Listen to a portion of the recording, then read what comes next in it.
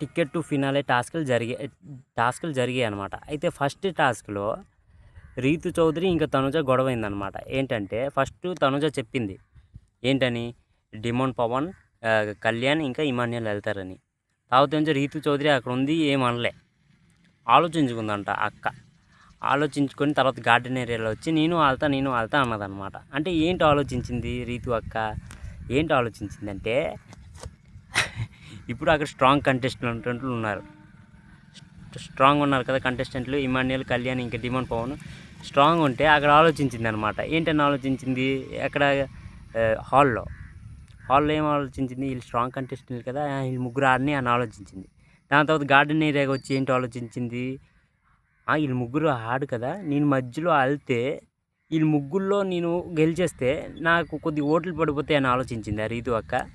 దాని గురించి గొడవ పడిందా తనుజతో అని నాకు డౌట్ వేసింది అనమాట. అలాగే గొడవ పడి ఉంటుంది రీతు అక్క.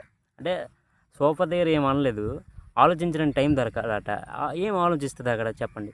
అది ఫ్లోలో వచ్చేయాలి, నేను కూడా ఆడతా అని. ఫ్లోలో ఏం రాలే, ఆలోచించుకుందంట. అంటే నేను ఇక్కడ మంచి ఎఫర్ట్స్ ఇస్తే నాకు ఓట్లు పడవచ్చు. బాగా కల్కులేషన్తో ఆడుతుంది రీతు అక్క. మ్యాథ్ రాకపోయినా బాగానే ఆడుతుంది.